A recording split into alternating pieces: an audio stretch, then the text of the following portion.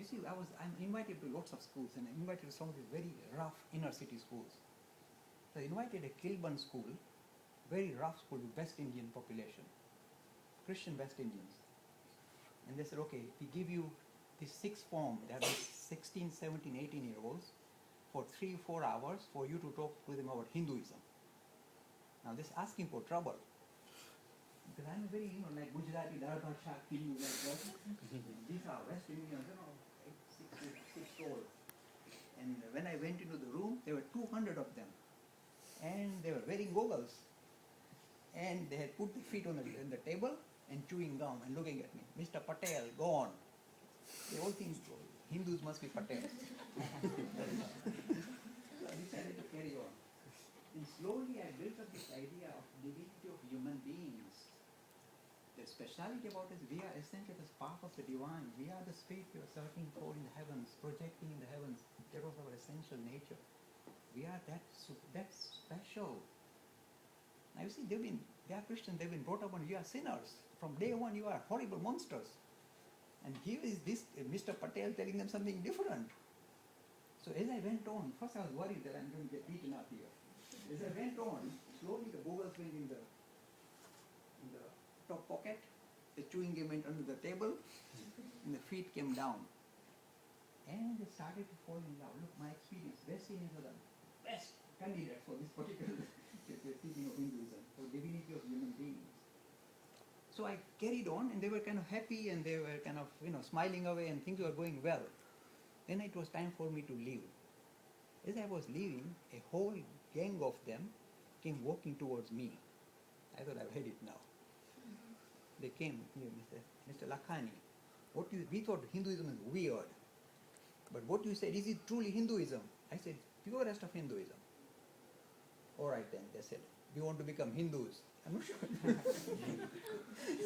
Now that is very difficult for me, because I am very open-minded. I can easily take a bit of Gangaji and say, Gangaji, you're all pure, you're all Hindus, and turn them into Hindus. But the problem would be that they'll immediately, with their ganja, go to the nearest temple and say, we are Hindus. And all the masses will come running out, take it out. So I had to hold back and say, no, you are fine as Christians, carry on. Christian is a good pathway. Discover the spirit, you'll find it through Christianity. That's what Christ found. Don't worry. Go for it. But you see, I'm lightening up at a serious thing. My experience of presenting this idea of divinifying human beings is catching on to such a great extent that I have the best dialogue with British Humanist Association.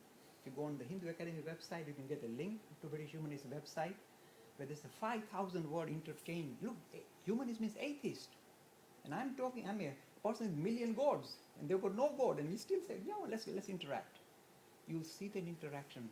Initially it sparks, but as we go along, it's a 5,000 word interaction.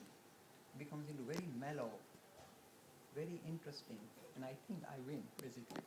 But the thing is, this is how it is possible to capture at hearts and minds of thinking youngsters. You don't have to be religious. In fact, look, the breadth of vision of this religion is this. There's another thing I must touch on.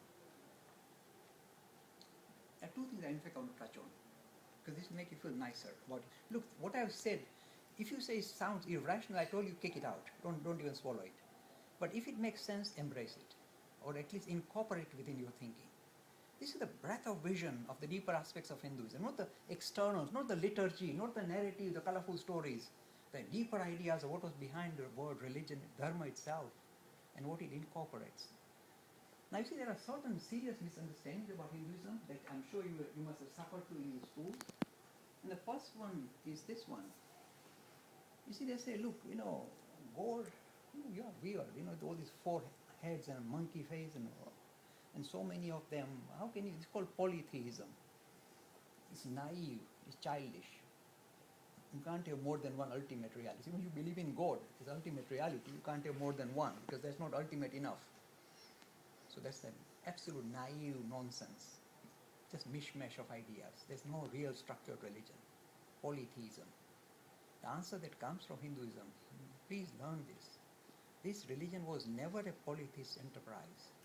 It has always been a very majestic, very mature, pluralistic tradition. Pluralistic. You know what pluralism says? It says you can make spiritual progress using variety of different ways, plural ways. There are plural ways And am I just making it up? Rig Veda, Ekama Satta Vipra Bahuta Vadanti, Mandala number 1. You have to learn all these things. Hymn number 146, verse number 64. Ekama Satta Vipra Bahuta Vadanti. The same ultimate can be discovered in variety of different ways. Can be approached in variety. This is for pluralism. Pluralism. So the Hindus have been saying since ancient times, you can make spiritual progress using different ways depending on your own innate nature, depending on your own starting point. Suppose you come from a devout Hindu family, that's your way. Suppose you're a Christian, that's your way. That's your starting point.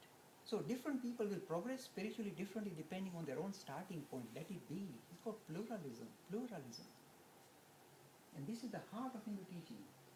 You can make spiritual progress in if you like a monotheist mode. Suppose you like Vishnu. I want you to, that's why I'm saying, I want you to undermine anybody's love of the gods. Suppose you love Vishnu, then go for it, my boy. When you get close to Vishnu, you discover that you are searching for yourself. You discover yourself in Vishnu. But go for it. So, if you like monotheism, if you like a God is a supreme personality, I'm not just old, horrible man, how dare you must talk like me. No, this is your way. Show your devotion, take it to its conclusion. You hit the same jackpot that I'm talking about. You are the spirit.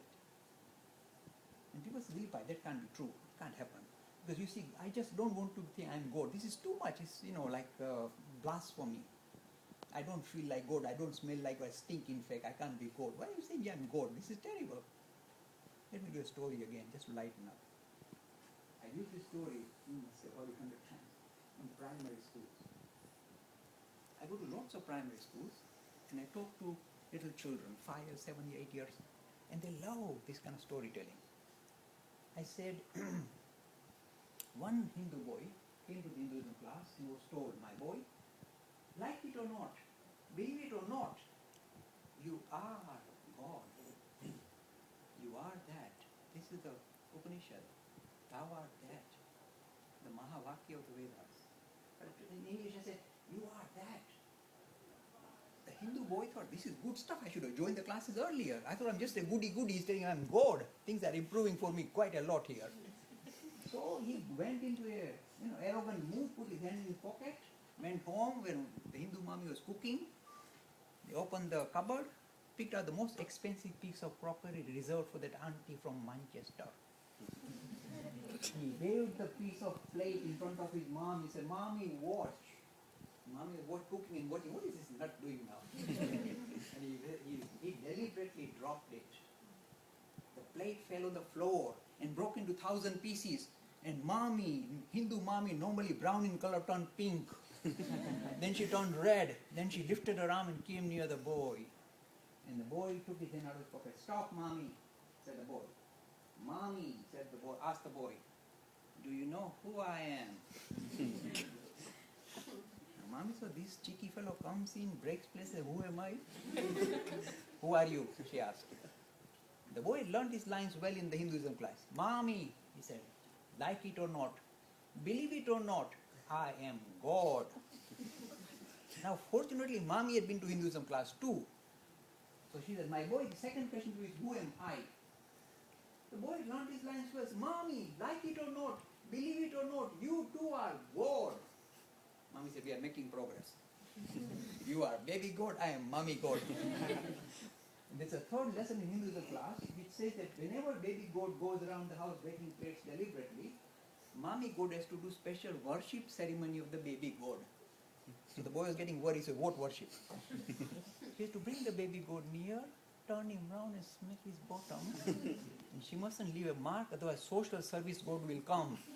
It's such a powerful story. And I use it at Canterbury Christ Church University when I teach Hinduism. As you know what he's telling you.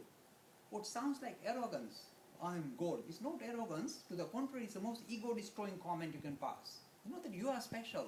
Everybody is special. And the terms of engagement are still the same. So if baby God messes up, mommy God whacks him one gently. Whacks him. So the engagement's same, and yet you divinified both of them. This is the height of Hindu teaching. The best English word I've used, and in fact I'm fighting with Richard Dawkins on this, is called spiritual humanism. Not just materialistic humanism, spiritual humanism. Dignify human because you are the spark of divine.